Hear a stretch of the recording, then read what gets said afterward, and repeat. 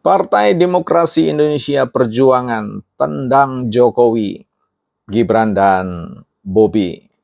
Apakah ini merupakan strategi yang cerdas atau awal keruntuhan Partai Demokrasi Indonesia Perjuangan? Bukan partai politik. Teman-teman, kita ucapkan selamat ya buat penetapan Pak Prabowo dan Gibran. Selamat juga buat mereka yang sudah menyelamati.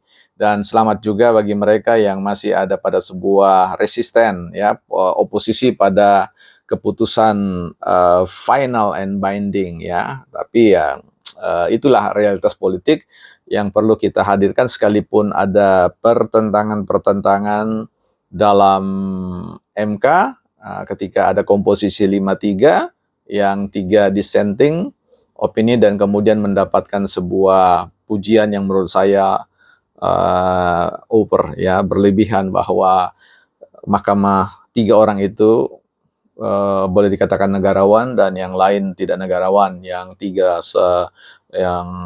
sontoloyo dan yang 3 tidak sontoloyo, ya. Tapi kita tidak bicara soal itu, teman-teman. Kita mau bicara tentang PDIP, ya, yang tendang Jokowi dan Gibran.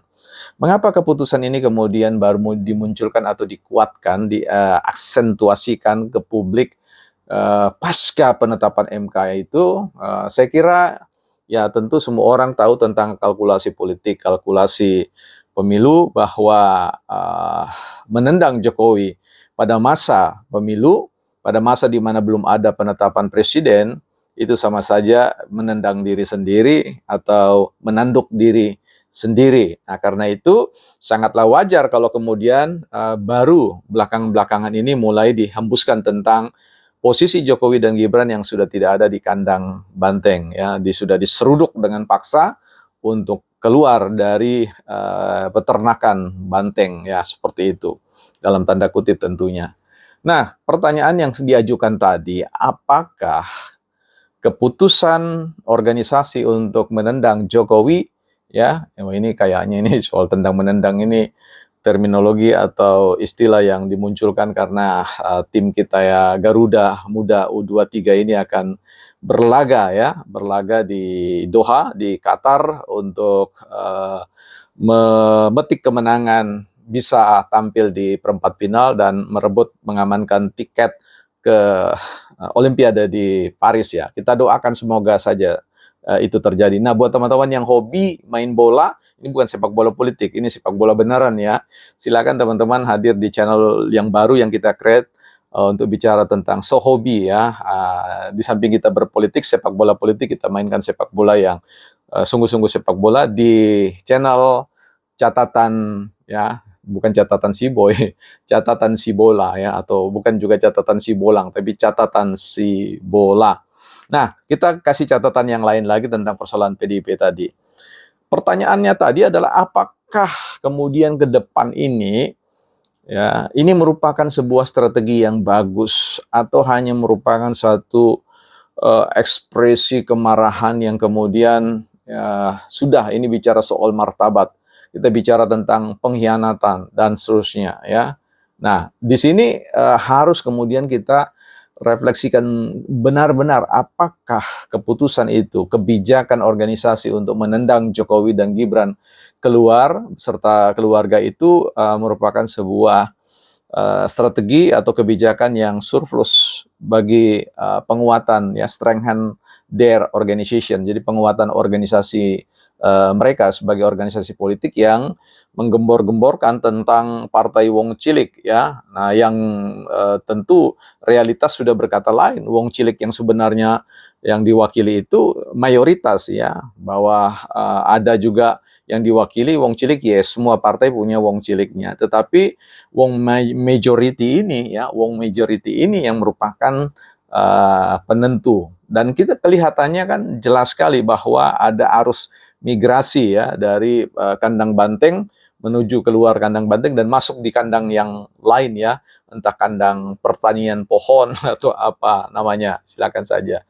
Nah, menyikapi fenomena seperti ini, saya kira bisa berujung pada komitmen Jokowi sendiri, ya, di samping kemudian Gibran akan sibuk dengan mengurus apa yang harus dia urus sebagai tugas-tugas dalam tugas-tugas sebagai presiden, Tetapi saya kira Jokowi akan berpikir tentang kepentingan masa panjang, ya, masa yang akan datang 5-10 tahun ke depan bagi Gibran. Ya. Dan ini kemudian bisa mendorong dia untuk memikirkan bahwa alternatif yang terbaik untuk bisa hadir dalam konteks pemerintahan eksekutif di kemudian hari, menurut saya jauh lebih mungkin untuk ketika beliau membangun sebuah partai, mendirikan sebuah partai yang isinya adalah anak-anak banteng, ya, cucu-cucu banteng, cicit-cicit banteng di dalamnya. Jadi ini persoalan ganti casing saja sebenarnya ya.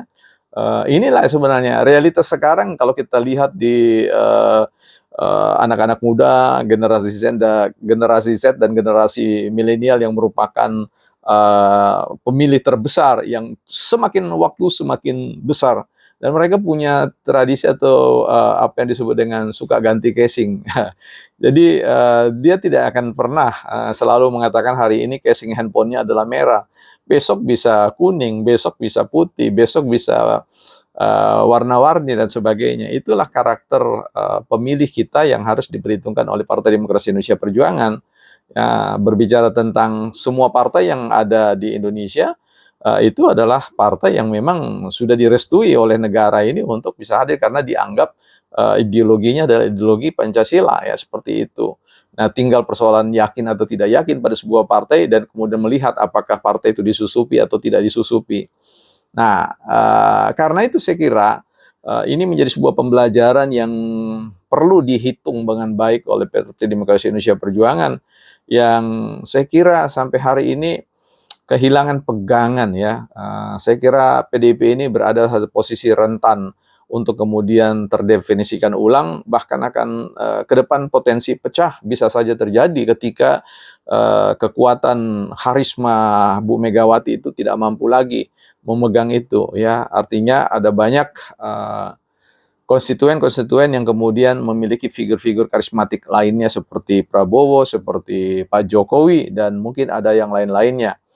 Nah, inilah yang kemudian harus dihitung ya. Saya kira perdamaian dengan Jokowi itu harus dilakukan. PDIP tidak boleh harus dalam pengertian bersikukuh untuk kemudian menendang Jokowi dan Gibran keluar dari itu ya. Sekalipun kemudian oposisi melakukan oposisi di parlemen, saya kira ya, itu akan mampu ditandingi oleh kelihatannya kecenderungan PKB dan Nasdem yang akan berkolaborasi dengan Gerindra dan Golkar dan yang lain-lain. Nah, ini sekarang perlu dihitung baik-baik sebab PDIP akan ditinggalkan ya, akan ditinggalkan. Ini prediksi saya, forecasting saya, peramalan saya terkait dengan nasib masa depan Partai Demokrasi Indonesia Perjuangan dari teropongan tentang perilaku politik ya, perilaku komunikasi politik di ruang media sosial yang saya kira sudah sebenarnya terang benderang bagaimana resistensi publik terkait dengan performa partai atau komunikasi politik ini. Nah, di bagian akhir ini saya harus mengatakan bahwa partai tentu perlu menyadari bahwa pengambilan keputusan yang digerakkan, didorong dengan emosi yang begitu kuat, saya kira itu akan mencederai diri sendiri.